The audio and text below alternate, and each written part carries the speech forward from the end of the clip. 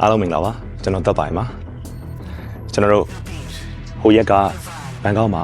Ultimate Fitness Force 2025ကိုကျွန်တော်သွား join တဲ့အချိန်မှာကျွန်တော်တို့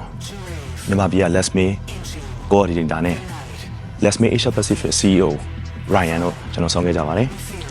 ဆိုတော့ Let's Me ကကျွန်တော်တို့မြန်မာပြည်မှာပထမဆုံးအနေနဲ့ Coordinator ကိုကျွန်တော် April ကနေစပြီးတော့ထားရှိပြီးတော့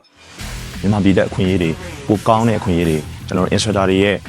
opportunity ဆိုရဖို့အတွက်ကိုကျွန်တော်တို့စူးစမ်းနေရဖြစ်ပါတယ်ဆိုတော့အဲ့အတွက်ကြောင့်ကိုတိုင်း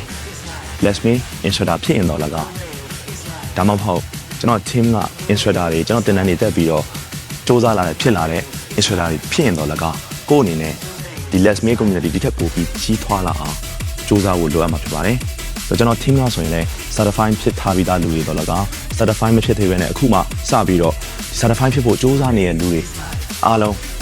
ကျွန်တော်တို့ဒီ group fitness ဒီ Let's Me အပိုင်းမှာကျွန်တော်တို့စူးစမ်းနေတာဖြစ်ပါတယ်ဆိုတော့အဲ့အတွက်ကြောင့်ကိုတိုင်းလည်းဒီထက်ပိုပြီးတော့အပြင်မှာရော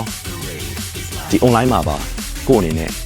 ဒီရဲ့ community ကိုပို့ပြီးတော့ကြီးထွားလာအောင်စူးစမ်းကြဖို့ကျွန်တော်ပြောချင်ပါတယ်ဆိုတော့ကျေးဇူးအများကြီးတင်ပါတယ်